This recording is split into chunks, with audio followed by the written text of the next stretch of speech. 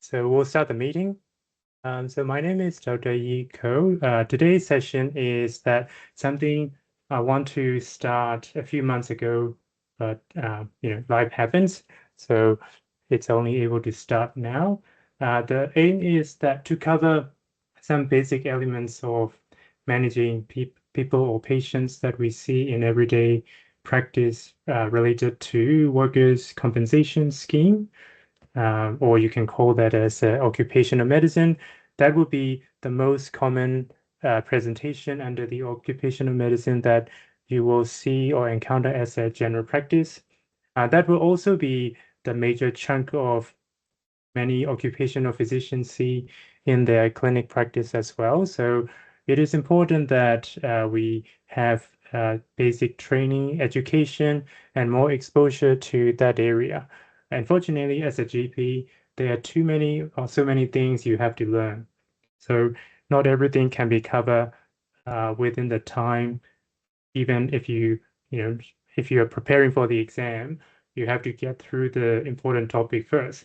By the time you finish fellowship, and then it is also you have to try to practice in a way that meets your financial goal, academic goals.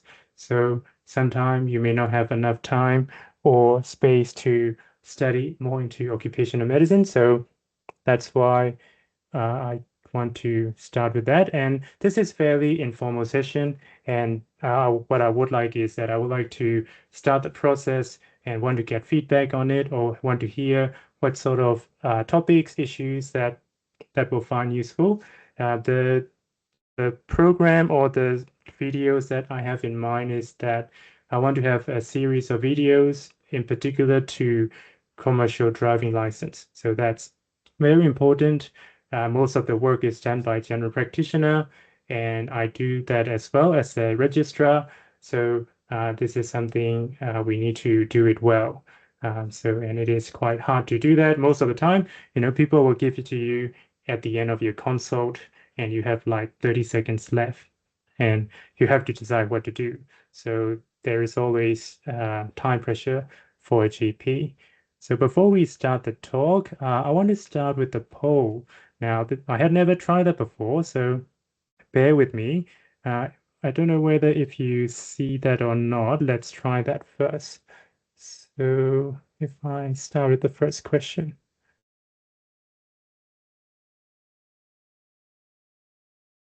I'm hoping that appear in the center of the screen. I press launch now. Let's hope it works. All right. So it says live. So there should be a question that you can see in the screen, on the screen.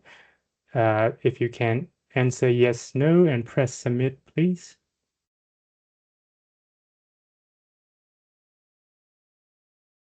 Just want to see whether that works for you or not.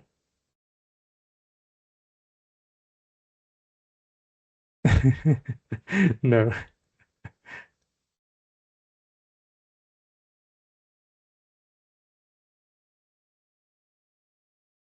All right, I will give you more time. All right, so at least it works. So I want to test the poll. So far is that 75% say they don't like seeing WorkCover patients. I think there are a few reasons for that, legitimate reasons. So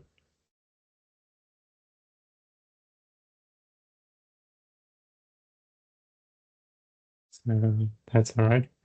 Perhaps I will close that poll for now.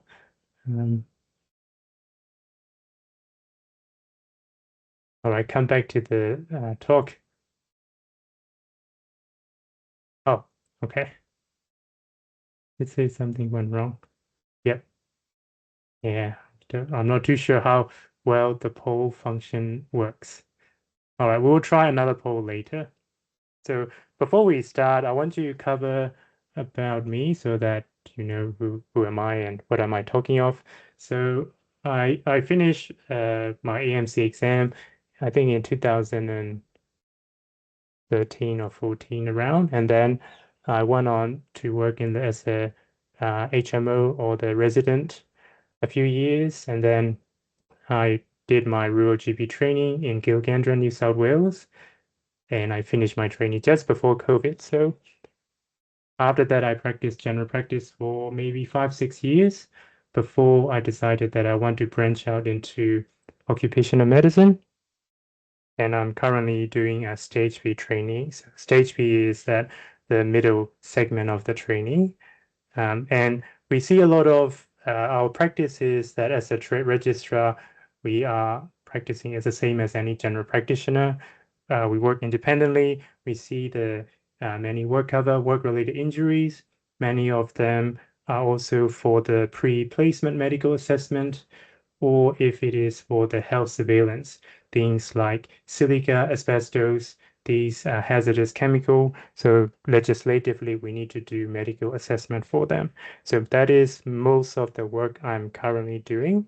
And along the way, what I notice is that the knowledge and the experience of myself dealing with work cover patients or in patients who had injuries that happened at work are quite different to if in my current practice versus when I was practicing in the mainstream general practice. There is a lot of difference, and I thought that okay, maybe we need to help general practitioner more. There should be more and more voices in this space. That's one of the reasons I started this video. Let's see if I can move the next slide. So at the moment, in terms of my role, I work as a treasurer at the Australian and New Zealand Society of Occupational Medicine. I urge everyone to check it out.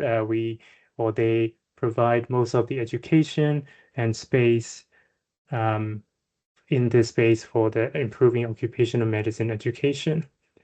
In terms of conflict of interest, I work at Sonic Health Plus and also at the Bell Bay Aluminium at Rio Tinto.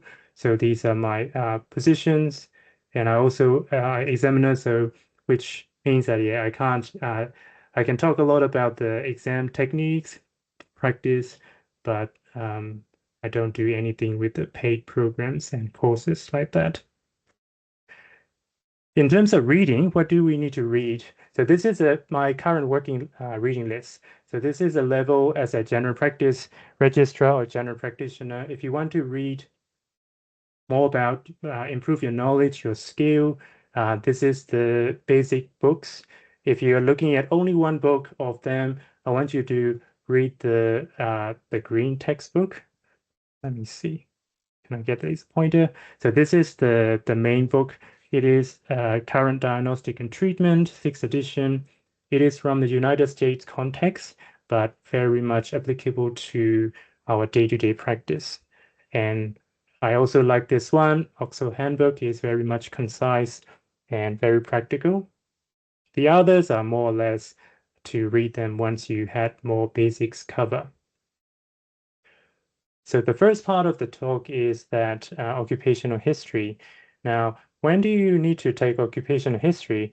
Well, essentially, you should take that from every patient who are working in your general practice. It may be something you spend for 2 seconds or 3 seconds, and you could put that in the best practice or medical director, and you move on. That's as far as I know what I did as a general practitioner. However, if you're seeing someone for commercial driver medical, diver medical, some degree of the domestic seafarer medical, they are the medical assessment that people will bring that to you, or also work-related injuries. So when we're asking occupational history, some things are important. If you had background knowledge that make your life a lot easier, even if you don't have a lot of them, you can still ask a fairly comprehensive history. So you start with what is the context I'm asking. So that's always important with any medicine. So requirement of the role. Is this worker injured? Is he working as a lineman who works and fix the power lines in the power poles? Or is he someone who need to drive road trains in the outback? And their demographics are important, how well they are with the function, So we need to know that. That would be generally, you can estimate, is he quite physically fit or not fit? Do they able to do their job in an adequate and safe manner? And employment history is important if they have, let's say, you're seeing someone for WorkCover injury, and then if they have any previous injuries or what type of work they do, that's fairly important. And exposure assessment, it's meant all the hazardous exposure they will have or they had at their current work as well as their previous work. That may not be relevant to most of the injury cases that you see, but it is important to know. And are they currently undergoing any surveillance for any exposure? Common things are lead. So lead is a common topic in general practice exam as well. So if you're working as a welder, if you had someone who had lead exposure in pregnant women, children, this is very much important topic for the exam. And the legal aspect is if there is any ongoing legal issues that at hand. And if there is a condition, so this is meant, let's say you're seeing someone for a shoulder, work-related injury, and then you need to consider whether they are able to do the role that you are required to sign off. Common things are that someone will come to you and they said, oh, can you sign off this medical for me, doc? I need to go and work on the remote mines in Western Australia. And you may never seen this person ever before. And they have this letter from orthopedic surgeons saying that they are fine from surgery, they are discharged from their care. That was 6 months ago. And now you have to decide, what am I going to do? So things that we need to know is that if the condition is stable and if that condition got worse, what's the worst case scenario could happen? And how likelihood is that condition to happen? In terms of and then if the condition require current treatment, do they require what sort of modalities they need? So I will give you an example for that. Now, starting, I think, already or soon, general practitioner will be required to provide fitness assessment for police officers, at least in Victoria. And these sort of condition, you need to know how you're gonna ask them. And in terms of if that condition got worse, what's the worst case scenario and how are you going to do that? An example would be if you have a worker with chronic kidney failure or renal disease on the dialysis and or soon to be dialysis, and they want to work in the remote mine or they want to work on a faraway place in the mining sector. And then how do we assess their safety? Because your signature will be on there, so you need to make sure you are doing the right thing. So the the reason for me putting these points on here is more for you to have questions rather than the answers, because no one have answer for all these questions. But I want you to think about more than anything, because if we haven't considered these things, we won't uh, regard that as a potential source of risk, or sorry, potential source of hazard, and then we may miss the key step in the decision making. So after that, that's very much brief overview. We need to talk about workers' compensation insurance scheme. Now, this is very much my opinion. So this is not the right way, the only way to interpret that. So, so that if I don't want you to take this away as, that the law or how everyone is practiced. Everyone has different way of practicing things. So if you see someone coming in with a work-related injury, they has to be a worker by law, by definition under the Act.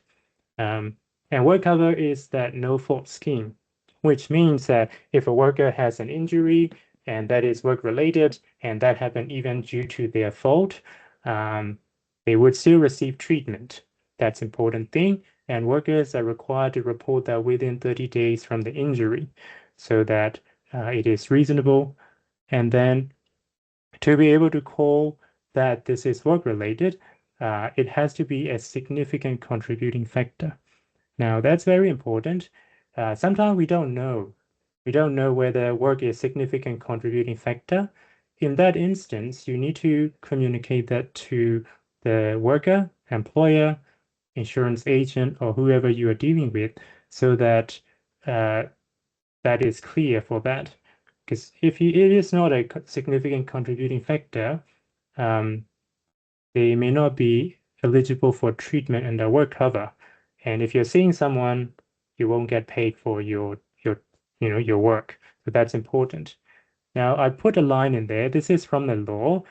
So yeah, you can read that. It's a lot too much of that. So it has to be materially contributed to the onset, aggravation, or acceleration of the injury. So that's important. All right. So normally, if I see someone in my clinic, the duty of care I have is only to the patient and maybe extend to their family because family is a unit. Oh, sorry.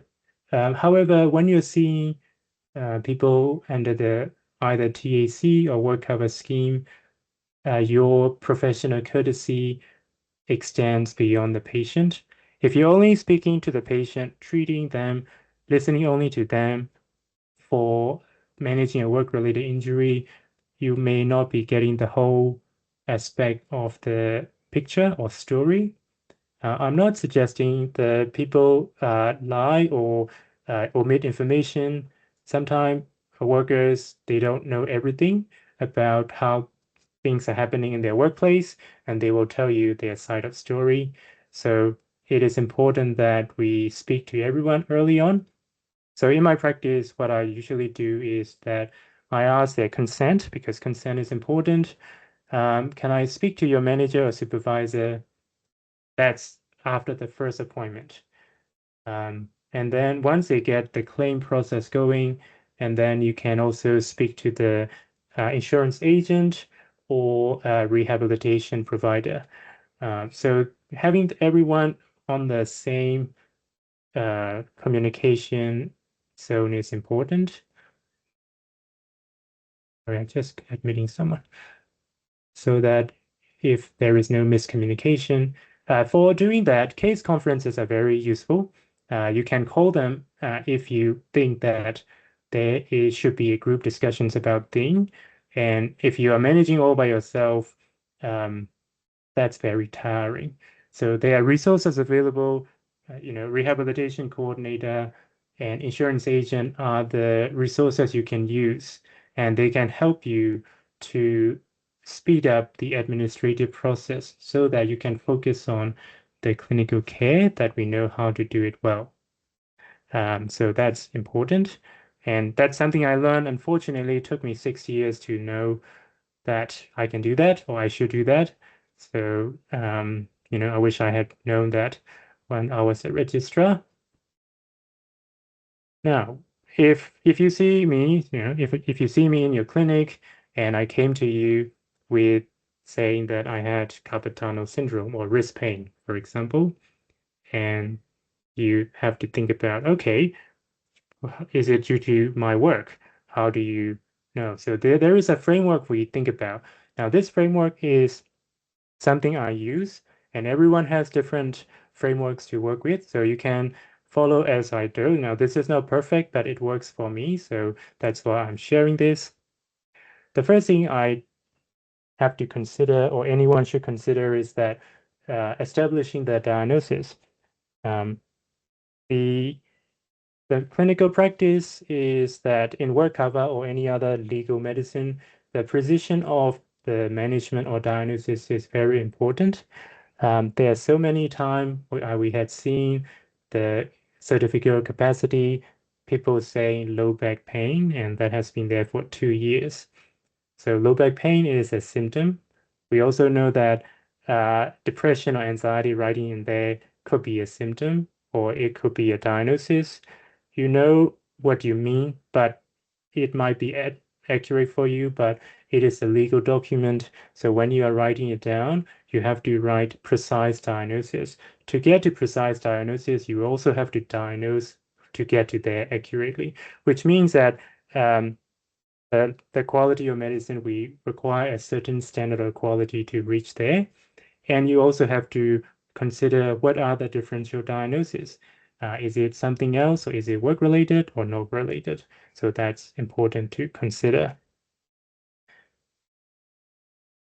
And we have to consider dose response. So for example, you see a 56 years old man, he started in the warehouse worker role 2 months ago, and he has to work a lot of the pushing, pulling with the crates and box all day. And then one day he reported that I had pain in my wrist.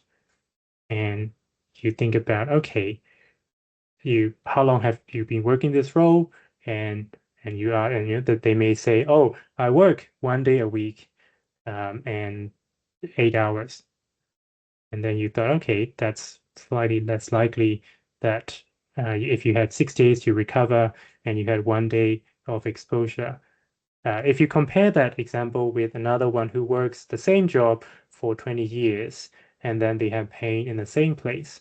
So there are two different cases of that. So we have to consider that. Now, this is not precise science, unfortunately. And then also it is an area where the evidence is really hard to diagnose because it's not really ethical to put someone in a particular hazards, let's say vibration, whole body vibration, to see how long does it take to cause, disc tear in the lumbar spine, because that's not really ethical. So there is a limitation with research. However, we also need to consider as a common sense in this instance. I wrote down a list of hazards here. I don't think you need to consider as much as a mainstream GP. However, some job may have unique exposure. To know that, the best way to do is either to get a copy of job description. It could be something you can get from the employer. As a doctor, you have a legal right to request anything you need to provide the care. Now, this is not commercial interest or commercial secret there. If you need to, ideally, you can go to the work site to observe how workplace is and how work is performed. The worker is injured, so they may not be able to perform, but you can see other colleagues how they perform, and you're compensated for that sort of worksite visits as well. So please consider that. The third principle to consider is that do the symptoms arise during or soon after work starts? And if they go away, do the symptoms improve? So usually that is really relevant in things like occupational asthma or occupational dermatitis, which is very common in hairdressers. So that is important to think about. And this is easy, so sometimes this is also very hard. Sometimes is it other lifestyle choices that are impacting the development of the condition? So things like smoking can have significant impact. And if we are talking about someone who had lung problems due to exposure to fumes, dust at work, and if they also smoke, you're not sure how much of lung damage is caused by smoking or how much is due to work. They're always hard to tell. All right, so these four principles are the main things or frameworks are the main thing we need to think about. You will have access to these slides, so you don't really need to remember that. I want you to think of them like whenever you see a work-related or occupational medicine cases, because that's important. So you make that diagnosis, you saw me, you saw my wrist, and you said, okay, you had carpal tunnel syndrome due to work. May or may not be true, but you think this is due to work in this instance, and then you have to decide on, all right, I'm gonna decide whether I can work until my hand got better. So this is what we call fitness for work assessment. This is important part, and many of you are already doing this. So things that, again, to do that, we need to have a solid framework is important. I can't stress this first point enough because, again, I wish I knew that a long time ago. If you are seeing a worker with injury, and if you are the first person who are seeing, you are the most important to set the tone. It's almost like, a pilot episode. If the pilot is good on Netflix, it is likely that you will get renewed for the season 2. It is like that. So the reason being, you can provide a framework for people for recover. And if you are caring, if you give them hope, and if you are quite objective and clear on what you do, uh, and you will find that people will find a lot better to recover. At the same time, so that's important to provide prognosis, particularly if you are managing condition like low back pain or shoulder pain, if you think that there is psychosocial factors involved and you're not getting the whole picture clearly, in these instances, how you approach that is important. I know this takes a lot of practice and experience to get good at that area, and we all are learning. I'm still learning, but it is important that what you do in the first instance is important. The same with if a doctor see someone with injury or fracture, and if they're the first thing they start treating is opioids, the likelihood of people dependent on opioids is higher compared to who prescribe non-opioid medication. So think about that. If you're not sure, ask other people because we need to get that right. Now, what do we need to do with fitness or work? It is nothing different. This is the form that we do that on the, we call it COC or the WorkCover certificate. Everything we need to know or do is here. So you have this capacity assessment for physical and mental, and then you have how long they are able to do pre-injury duties, suitable employment, or no capacity. With the capacity assessment, how I like to do is that I ask them to uh, sit, stand, bend, squat, kneel. If obviously if someone had ACL tear on both knees, you're not going to do all of them. You know that they can't or they should not be doing certain things. The same with if they have rotator cuff, like supraspinatus tear, and then they can only do this much. You know right away they can't really work in any tasks that require reaching above the shoulder and lifting capacity. I will have a separate session to write reasonably decent WorkCover certificates for that. But I just want to say that everything we need to know is here. We just need to do this well. So if you are saying something like that, you need to know what do they do. So, well, you have to ask the person, what is your job title? How long have you been doing this? Full-time, casual, part-time. Are you working on the Airtasker?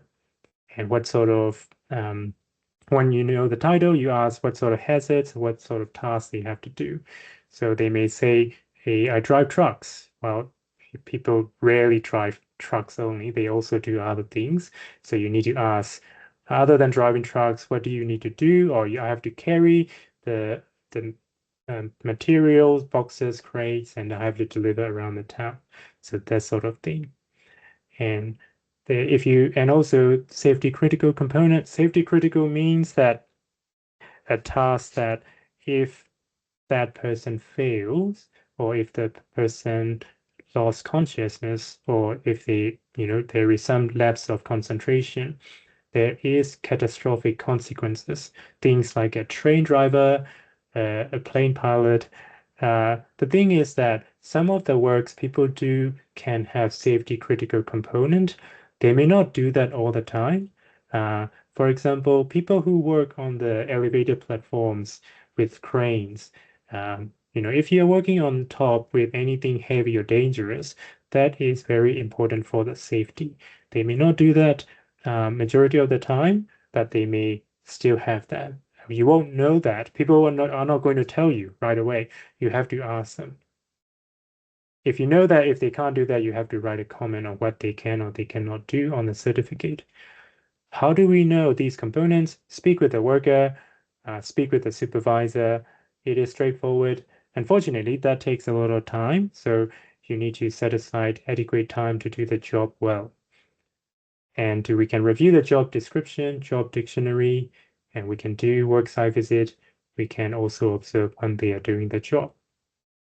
All right, so when we are providing certificate of capacity, it is important that we are certifying from a medical practitioner perspective.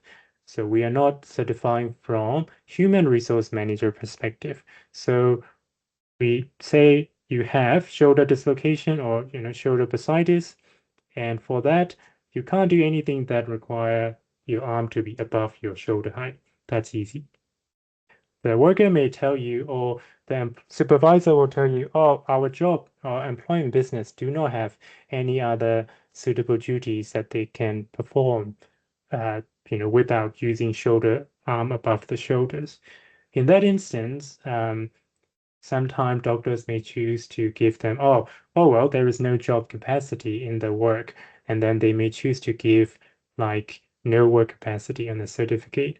And that's very dangerous, and that is not true for our role. Our job is to assess on the health condition and write on their capability.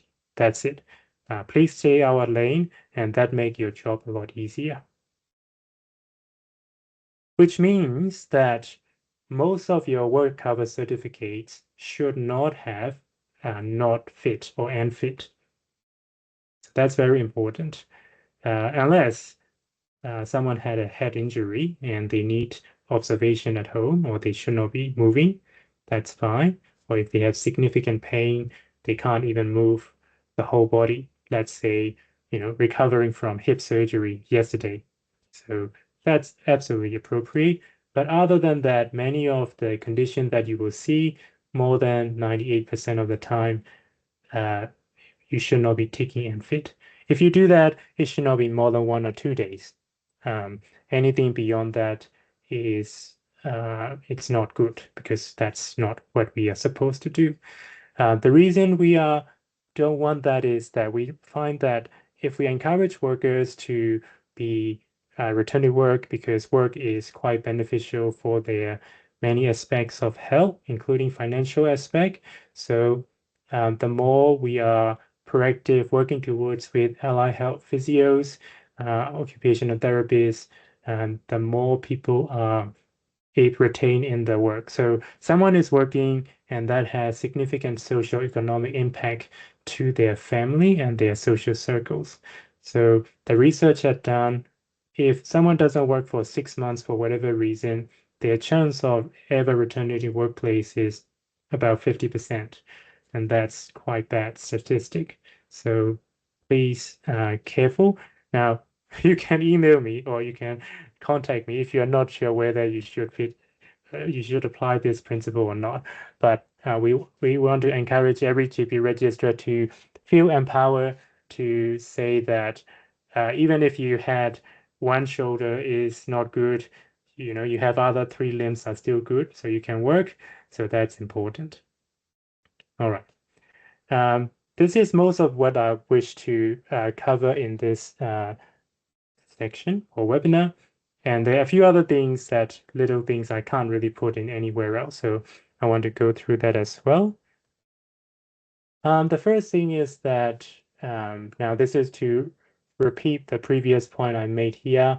Anyone can, so workers, insurance agents, employers can request certificate of capacity, but they cannot tell you what to write and what dates to put in there. It is entirely your decision. If you put in there, it is a legal document, so you need to stand by that. And if you say that someone doesn't have work capacity, and you really should have a good reason for that, or maybe at least write down good certificate. So that's important. And other aspect is that if someone want to say, you should put this content, let's say they cannot do or they can do, and you don't agree with that, you don't have to follow what they tell.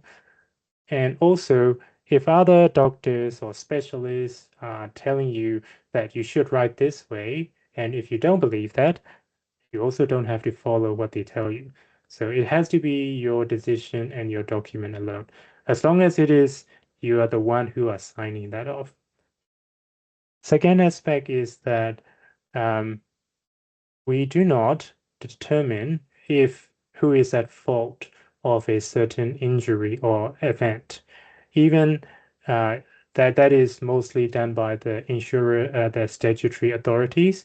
Now, this is a line taken from the legal documents, so not my wording. So do not worry if you say this is due to negligence of the worker or the work or employer. Uh, you don't make the decision, so don't feel too overburdened by that uh, responsibility. Even the panels that provide review on these sort of complex cases, there, a few occupational physicians are on board. They don't make the decision; they make recommendation, and the minister or whoever has the authority make the call. So that's important. Even let's say if you write a WorkCover certificate, that do not become and a WorkCover case right away. There are many things in hand. So that is something that I find that when you're starting as a general practitioner, you're not sure whether if you sign this form, whether you would be part of the culprit if it is not right, if you feel that the patient or the person is not telling you the truth. It isn't not like that.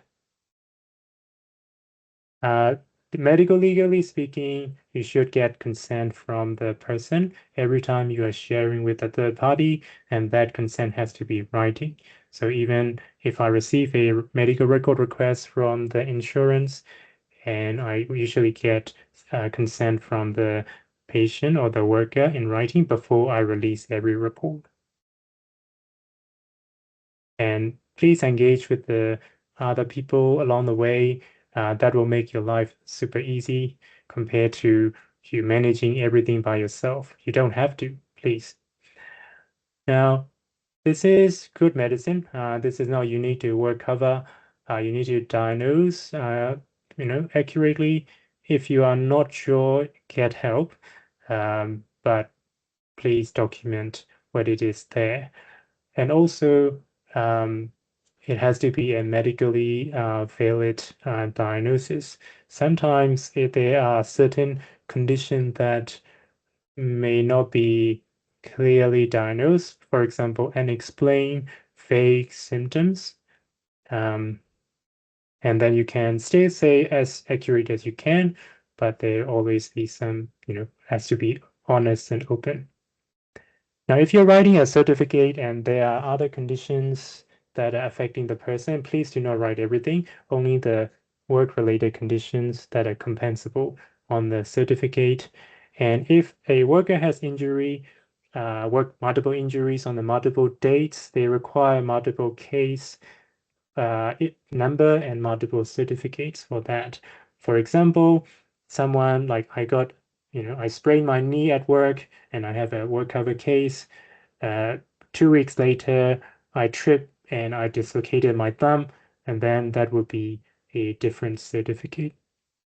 However, if I fell once, if I sprain my knee and dislocate my thumb at the same go, that can be on the same certificate. I hope that clears it up. Oh, well, the fun part is here. Many things is that it is quite confusing. The payment is not that great, and sometimes delay with the payment, and all points are valid. So it is true, unfortunately. But if you are things that also need to consider is that when you are writing reports, only write them when when you're being paid. So usually you need to send an invoice to the third parties first, and only release a report when you have only write the report only when you receive them, because otherwise you will be wasting your time.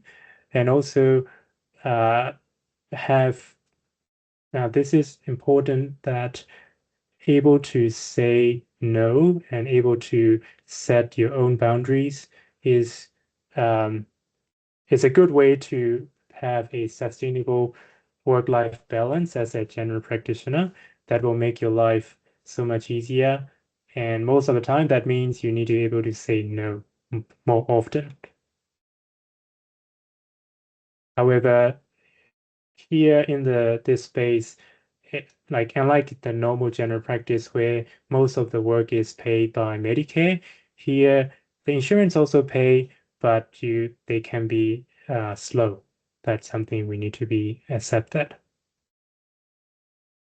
And the report writing is that now this is quite challenging, and every single doctor I had spoken with say that this is not their cup of tea, and you also do not write all the time, so you're not sure how much is adequate, how much is too much, or how much is too narrow. You also don't want to be wasting your time. My suggestion is that answer to the question, only focus on what the question has been asked, keep that short and precise, uh, because if you're spending an hour for a small standard report, you are really you don't get paid that much time to do that. So you need to know how much is enough and how much they are asking. And you can always say how much it will take time and you can get invoice first. But when you are um, writing, please state only write as what you know. That's really important. Sometimes this is what I see as well. Uh, like, for example, if a worker is applying for a particular job and I write a letter to the general practitioner, can you tell me about the history of heart attack and current medication on certain things?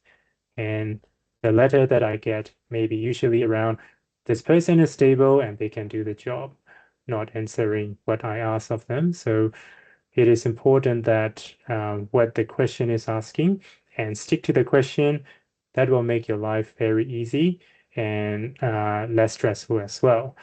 Right? And the difficulty I know as a GP is that you know so much about this person, and sometimes it is hard to know how much I should put in. And you want to help this person to achieve what they intended to achieve, but at the same time, you have to be kind to yourself. Stick to the task that will make your life easier. And every single thing you write, but this is not just unique to WorkCover. Everything you write in the best practice or medical director is legal document, and court they can be requested by third parties. So make sure they are factual and they are not, everything you write has to be able to back up by evidence. So if you're diagnosing someone for the first time you see as fibromyalgia, and if you think that diagnosis is accurate, that could be a problem with the medical legal aspect. I'm just using as an example. All right, so this is pretty much I want to cover. Again, I want everyone please visit to the hands-on website here.